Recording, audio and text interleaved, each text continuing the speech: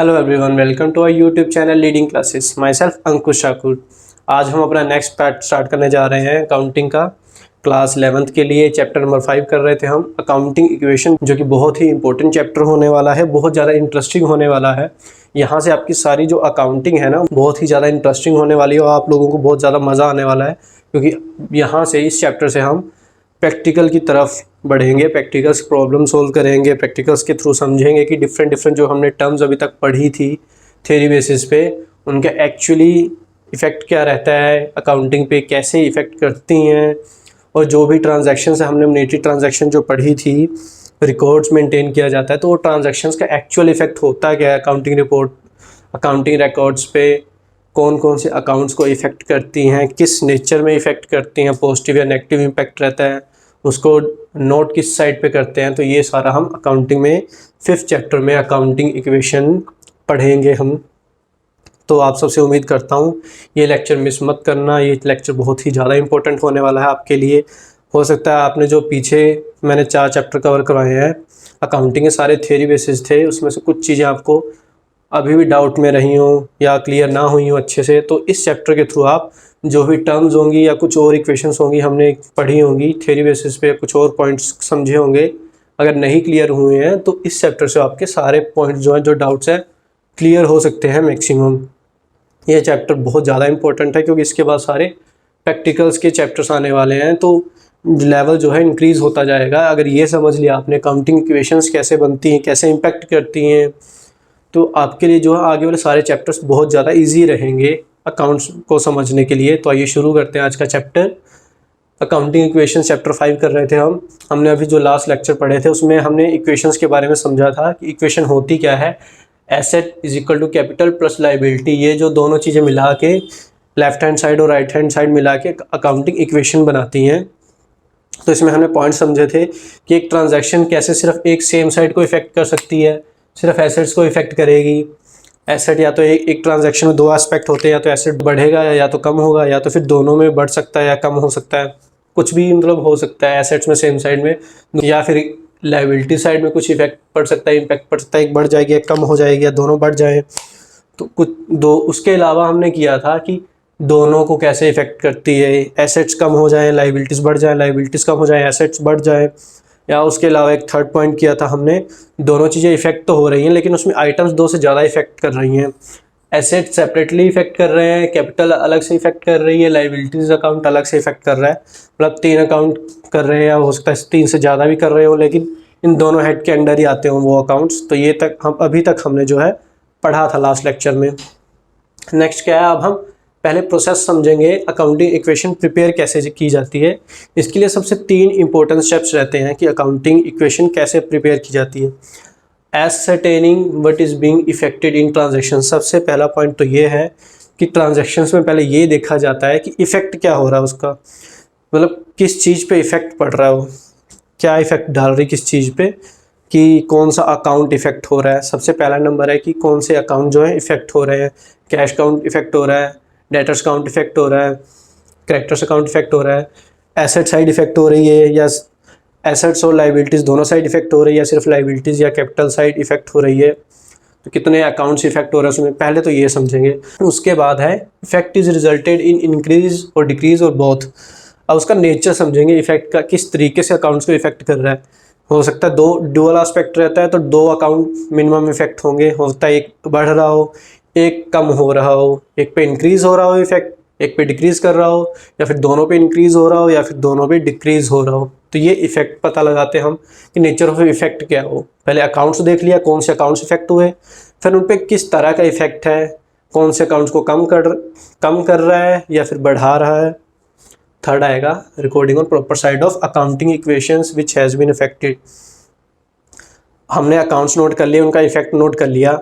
अब हमें ये नोट करना है कि जो अकाउंट डिक्रीज़ हो रहा है उसको डिक्रीज साइड पे नोट किया जाए, जो अकाउंट इंक्रीज़ हो रहा है उसका इंक्रीज़ वाला इफेक्ट उसी साइड पे नोट किया जाए। ये नहीं कि एक अकाउंट अगर पॉजिटिव वे में इफेक्ट हो रहा है, इंक्रीज़ होना चाहिए, तो उसको डिक्रीज़ कर दिया, या फिर एक अकाउंट नेगेटिव वे में इफेक्ट हो रहा है, डिक्रीज़ होना चाहिए, उसको हमने इंक्रीज़ कर दिया। तो ये मिस मैचिंग कंसेप्ट नहीं होना चाहिए। जो अकाउंट डिक्रीज़ हो रहा है उसको डिक्रीज़ ही करना है, जो अकाउंट इंक्रीज़ हो रहा है उसको इंक्रीज़ ही करना है। तो ये थे 3 इंपॉर्टेंट स्टेप्स। अब नेक्स्ट आते हैं हम understanding accounting equations with examples. अब हम एग्जांपल से समझेंगे। अभी तक जो भी हमने प्रैक्टिकल के बारे में पढ़ा था, थ्योरी बेसिस पे पढ़ा था, अब एक्चुअल में इम्प्लीमेंट करके देखेंगे कि एक्चुअल में इफ़ेक्ट क्या करती है ट्रांजैक्शंस, किस वे में इफ़ेक्ट करती हैं। जो हमने अभी 3 पॉइंट पढ़े वही समझेंगे हम, कौन से अकाउंट्स इफ़ेक्ट होंगे, उनका इम्पैक्ट क्या रहेगा और सही जगह पे उनका इम्पैक्ट जो है नोट किया जा रहा है अभी या नहीं। 3 चीज़ें हैं, 3 रूल समझेंगे हम। पहला है Rakesh commenced business with ₹20,000 as capital. Rakesh ने बिजनेस स्टार्ट किया, 20,000 रुपये इन्वेस्ट किए कैपिटल में। अब इसमें जो भी ट्रांजैक्शंस हम पढ़ेंगे ना, अकाउंटिंग में जितनी भी ट्रांजैक्शंस नोट की जाती हैं, ये सारी बिजनेस पॉइंट ऑफ व्यू से नोट की जाएगी। हम बिजनेस को ही मेन एंटिटी जो है उसे कंसीडर करके ही ट्रांजैक्शंस जो है रिकॉर्ड करेंगे, अकाउंटिंग रिकॉर्ड्स बनाएंगे, ट्रायल बैलेंस बनाएंगे, लेजर बनाएंगे, फाइनेंशियल स्टेटमेंट्स प्रिपेयर करेंगे, कैश फ्लो स्टेटमेंट्स बनाएंगे। सब जो है बिजनेस की पॉइंट ऑफ व्यू से देखना हमने, ना कि बिजनेस के ओनर, बिजनेस के पार्टनर्स, इन्वेस्टर्स, आउटसाइडर्स, सप्लायर्स या कोई और थर्ड पार्टी हो गई, उनके बेसिस पे हमने कुछ नहीं देखना। हमने सिर्फ बिजनेस हमने स्टार्ट किया है।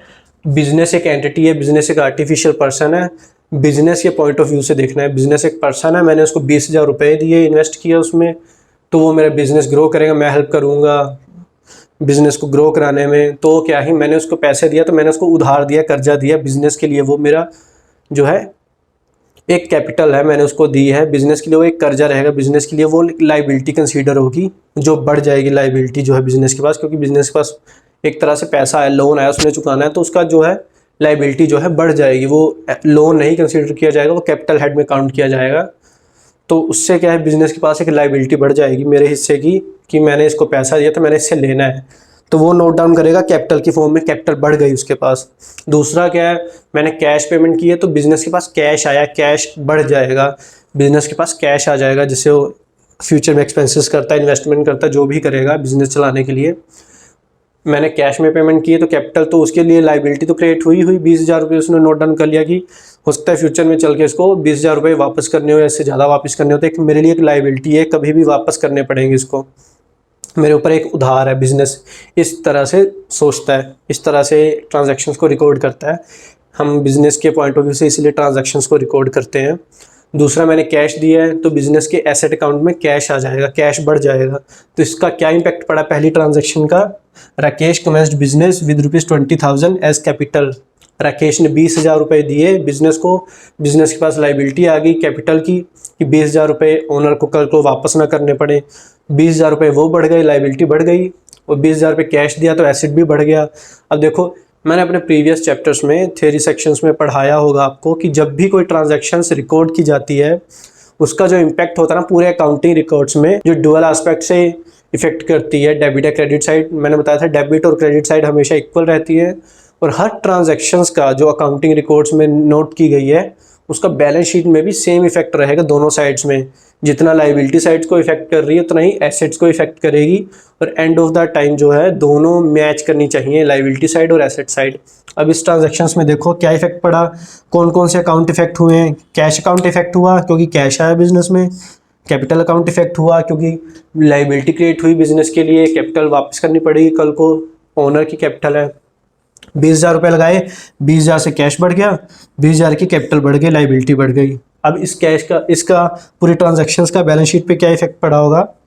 कैश जो है करंट एसेट का पार्ट है, कैश बढ़ गया, कैपिटल जो है लाइबिलिटी साइड आती है, कैपिटल हेड के अंदर आ जाएगा। 20,000 रुपये कैपिटल एम्प्लॉयड आएगी, 20,000 रुपये की लाइबिलिटी क्रिएट हो गई। अब क्या है, एसेट बढ़ा 20,000 रुपये से, लाइबिलिटीज़ बढ़ी, सॉरी, अब क्या एसेट्स बढ़े 20,000 रुपये से, लाइबिलिटीज़ बढ़ी 20,000 रुपये से। दोनों क्या है, सेम है, अमाउंट सेम है, दोनों की बैलेंस शीट जो है मैच करेगी इस ट्रांजैक्शन से। हर ट्रांजैक्शन जो है बैलेंस शीट को इस तरीके से इफेक्ट करती है कि दोनों के अमाउंट जो है मैच करे, जो टोटल अमाउंट हमेशा मैच करनी चाहिए। ये होगी फर्स्ट ट्रांजैक्शन। सेकंड भी आते हैं, purchase furniture for ₹500 in cash. अब सेकंड ट्रांजैक्शंस में क्या था, बिजनेस ने फर्नीचर परचेज किया, उसके पास अब 20,000 रुपये आ गए। अब उसने उड़ाना शुरू कर दिया कि भाई 20,000 रुपये आ गए, अब उड़ाओ, इन्वेस्ट करो, खर्चो, दिल खोल के। उड़ाएगा 500 रुपये दिल खोल के नहीं, अपने सिस्टम के हिसाब से, अपने जितनी उसको रिक्वायरमेंट है, अपने प्लानिंग के हिसाब से ₹500 का फर्नीचर खरीदा, बहुत छोटा फर्नीचर खरीदा।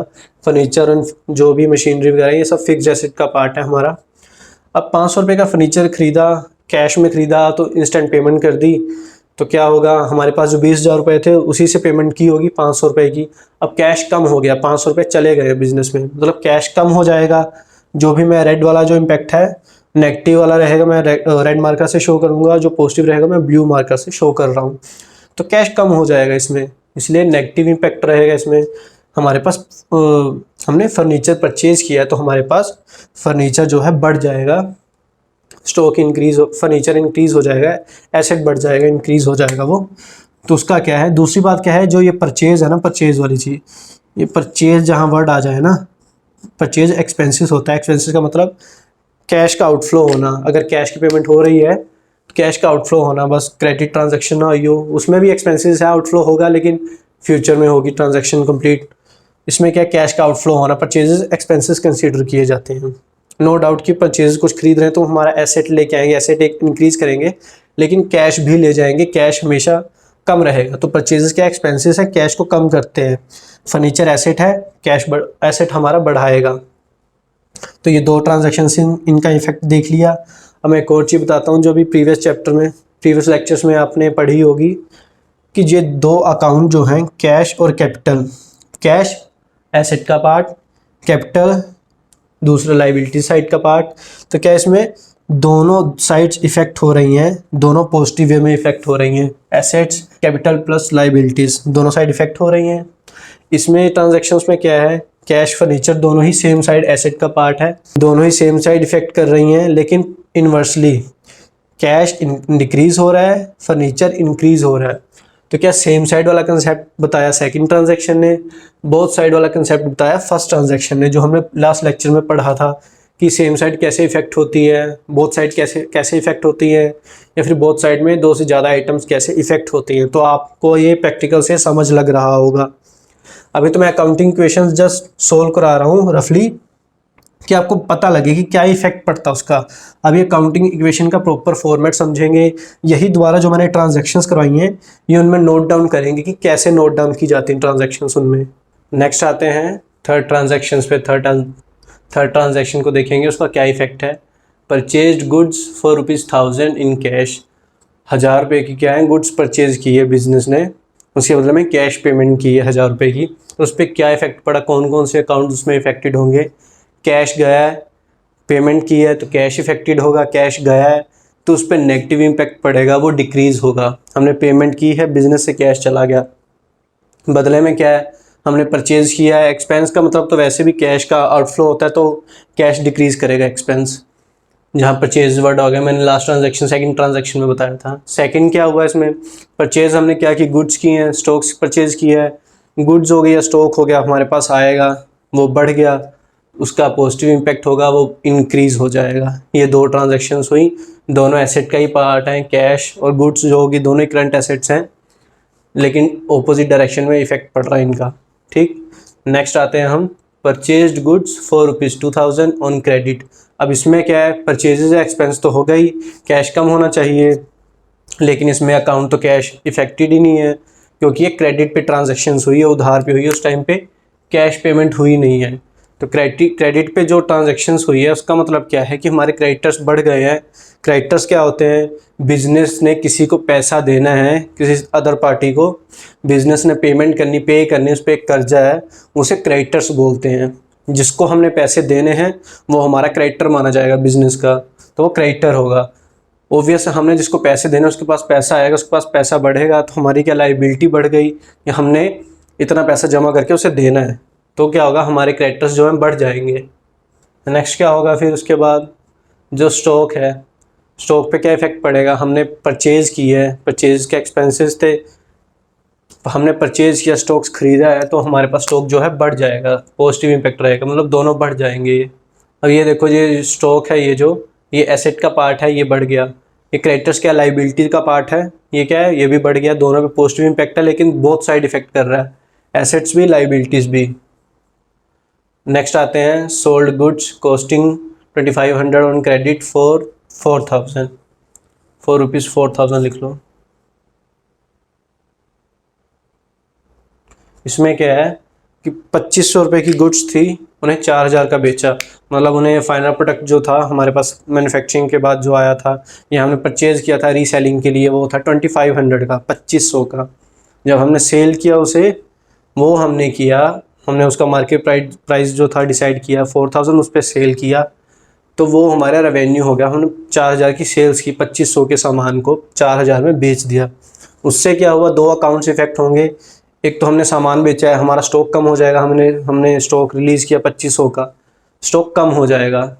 दूसरा क्या है, हमने जब सामान बेचा तो हमें कैश पेमेंट नहीं आई। रेवेन्यू में क्या है, जब सेल्स करते पैसा आना चाहिए, कैश का इन्फ्लो होना चाहिए, लेकिन हमने क्रेडिट पे बेचा, उधार पे बेचा है, वो हमें बाद में पैसे देगा। लास्ट में क्या किया था, हमने सामान खरीदा था उधार, जो सप्लायर था वो हमारा क्रेडिटर था, क्योंकि हमें उसे पैसे देने थे। जिसे पैसे देने होते हैं वो हमारा क्रेडिटर होता है। अब हमें जो है पैसे लेने हैं, बिजनेस ने जिससे पैसे लेने होते हैं वो बिजनेस का डेटर होता है, बिजनेस का एक एसेट होता है। डेटर्स वो है जो हमें पैसे देगा फ्यूचर में। तो क्या है, डेटर्स हमारे इंक्रीज़ हो जाएंगे क्योंकि हमें पेमेंट मिलनी है, फ्यूचर में हमें कैश मिलेगा, हमारा एसेट बढ़ेगा उससे, तो हम मान के चलते हैं कि डेटर्स जो है हमारे इंक्रीज़ हो जाएंगे। तो ये दो अकाउंट्स जो इफेक्ट हो रहे हैं, दोनों अपोजिट डायरेक्शन में इफेक्ट हो रहे हैं, लेकिन देखो स्टॉक और डेटर दोनों ही एसेट का पार्ट है, करंट एसेट का, तो सेम साइड पे इफेक्ट हो रहे हैं। आप ये समझते रहो कि चाहे सेम साइड हो, चाहे अपोजिट साइड हो, चाहे बोथ साइड्स हो, क्या क्या किस अकाउंट में कैसे कैसे इफेक्ट पड़ रहा है।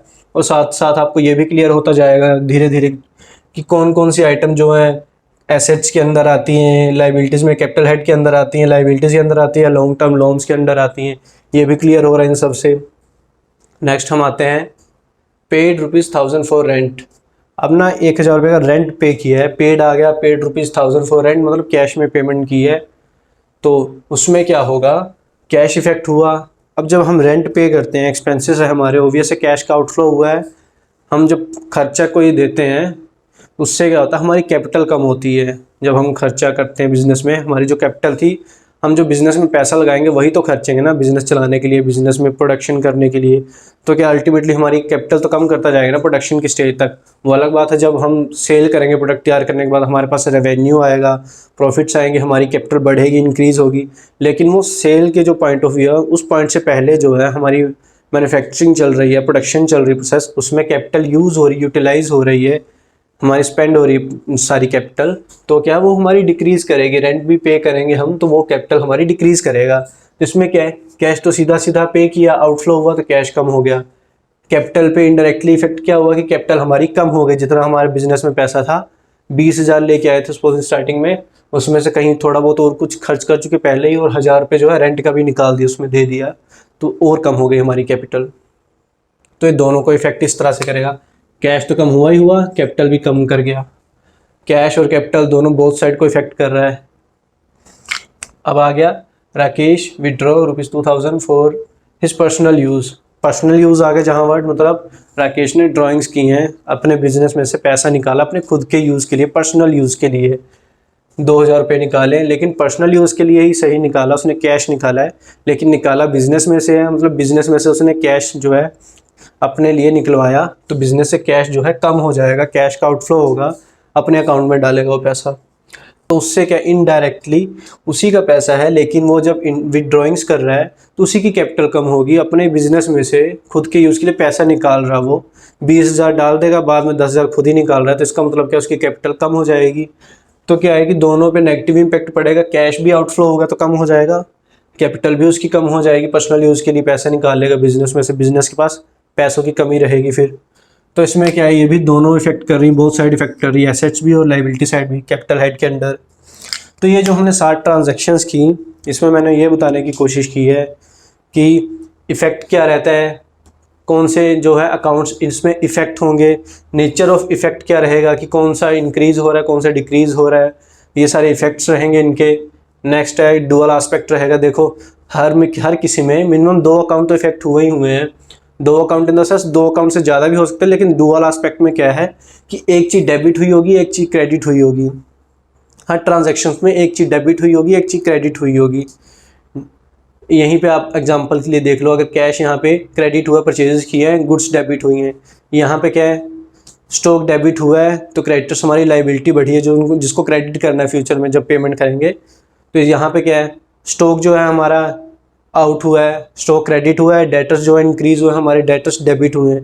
मतलब डुअल एस्पेक्ट है, हर ट्रांजैक्शंस में दो चीज़ें हुई है, एक डेबिट हुई है, एक क्रेडिट हुई है। हो सकता है एक से ज़्यादा डेबिट भी हुई हो, एक से ज़्यादा क्रेडिट भी हुई हो, लेकिन ये दो चीज़ें तो रहेंगी, डेबिट और क्रेडिट। तो उसके बाद हमने क्या किया कि इक्वल अमाउंट इफेक्ट्स, चाहे स्टॉक हो, क्रेडिटर्स हो, कैश हो, गुड्स हो, स्टॉक हो, डेटर्स हो, या जो भी दो अकाउंट्स इफेक्टिव हुए हों, अगर जितना कैश गया ना, जितनी अमाउंट का कैश गया उतने अमाउंट्स की जो है गुड्स ली होंगी हमने। जितना डेबिट अमाउंट रही होगी उतनी ही क्रेडिट रही होगी। अमाउंट हमेशा जो है इक्वल रही होंगी।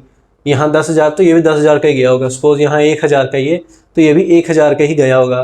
गुड्स जो परचेज की 2,000 रुपये की, तो जो हमारे पास स्टॉक आया होगा 2,000 का ही आएगा, और क्रेडिटर्स भी जो है 2,000 के ही होंगे। तो ये जो है हर ट्रांजैक्शन में जो अमाउंट्स हैं हमेशा सेम रहेंगी सारी ट्रांजैक्शंस में। लास्ट हम आते हैं मोर देन 2 आइटम्स इफेक्टेड। अब इस ट्रांजैक्शंस में क्या था, 2500 का सामान था, हमने जो तैयार किया था, फिनिश प्रोडक्ट जो प्रिपेयर किया था, उसमें अपना प्रॉफिट मार्जिन रखा होगा, इन्फ्लेशन को ऐड करके सारा एक्सपेंसेस सारे जोड़ के हमने वो 4,000 का बेचा। अब इसमें क्या हुआ था, स्टॉक तो आउट हुआ 2500 का, लेकिन हमें डेटर्स जो पेमेंट आनी थी वो 4,000 की आनी थी। 1500 का डिफरेंस है ना, मैंने बोला था डेबिट और क्रेडिट की अमाउंट जो है इक्वल रहेंगी, लेकिन इसमें क्या 1500 का गैप आ रहा है। तो वो गैप कैसे पूरा होगा, इसकी जो ओरिजिनल ट्रांजैक्शंस होगी, तो समझाने के लिए मैंने रखा कि दो चीज़ें इसमें डायरेक्टली इफेक्ट हो रही हैं।